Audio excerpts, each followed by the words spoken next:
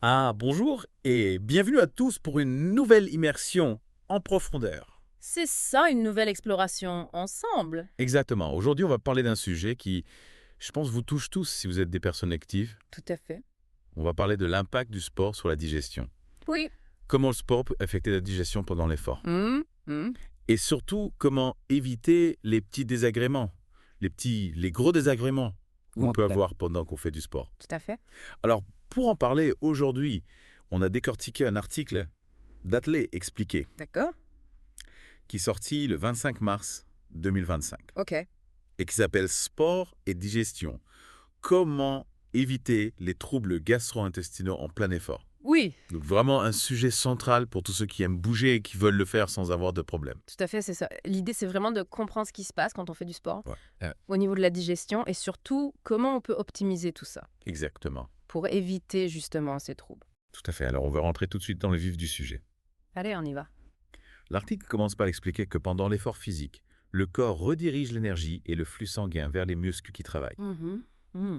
Donc c'est comme si on avait une grosse autoroute et qu'on fermait toutes les petites routes pour que la circulation se fasse de manière fluide sur notre autoroute principale. Oui, c'est une bonne image. Voilà. Donc la digestion, elle passe un petit peu au second plan. Exactement. Et d'où ça peut entraîner des douleurs, des ballonnements, tout un tas de choses pas très agréables. Oui. Qu'est-ce que vous en pensez? Je trouve ça fascinant de voir comment le corps arrive à s'adapter comme ça. Oui. En fait, il est vraiment intelligent. Il comprend que à ce moment-là, la priorité, c'est l'effort physique. Oui. Et donc, il réduit le flux sanguin vers le système digestif pour concentrer toute l'énergie sur les muscles. Donc, c'est pas un dysfonctionnement, hein. C'est vraiment une réponse naturelle, Oui. adaptative. C'est ça. Et l'article, il souligne aussi que certains types de mouvements, Oui. par exemple la course à pied, le vélo, avec les chocs répétés, Ouais. ça peut accentuer ces problèmes digestifs. Tout à fait. Alors justement, en parlant de ça, l'article insiste beaucoup sur le rôle crucial de l'alimentation. Oui, On nous dit que manger des aliments lourds, gras, riches en fibres juste avant de faire du sport, c'est vraiment pas une bonne idée. ah non, Ça peut créer des ballonnements, des reflux acides, c'est ça. des problèmes pendant l'effort. Exactement. Alors, qu'est-ce qu'on peut faire pour éviter ça? Alors justement, l'article donne des conseils très précis. Oui. Il recommande de manger un repas léger 2 à 3 heures avant l'effort. D'accord. Plutôt des aliments faciles à digérer comme des pâtes du riz blanc, des légumes cuits. Ah. Des choses qui ne vont pas demander un effort digestif trop important. Hmm. Et à l'inverse, il faut éviter les aliments riches en graisse, en protéines animales, qui sont plus longs à digérer. Et bien sûr, l'hydratation est très importante. Ah oui. Boire de l'eau avant l'effort. Oui.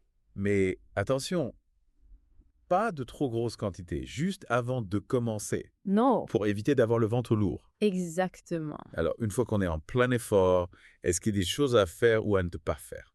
Alors, pendant l'effort, Ouais. il faut mieux éviter de manger de grosses quantités. Ah oui. De boire beaucoup d'un coup. D'accord. L'estomac est déjà un petit peu en difficulté, Hmm. donc on va pas le surcharger. Non. On peut prendre des petites collations légères, Ouais. des fruits secs, des gels énergétiques. Des barres énergétiques. Voilà, des petites choses comme ça. Hmm. Et il faut aussi faire attention aux boissons. Oui. Éviter les boissons trop sucrées Hmm. ou celles qui contiennent de la caféine, D'accord. parce que ça peut accélérer le transit Oui. et provoquer Oh. des reflux acides.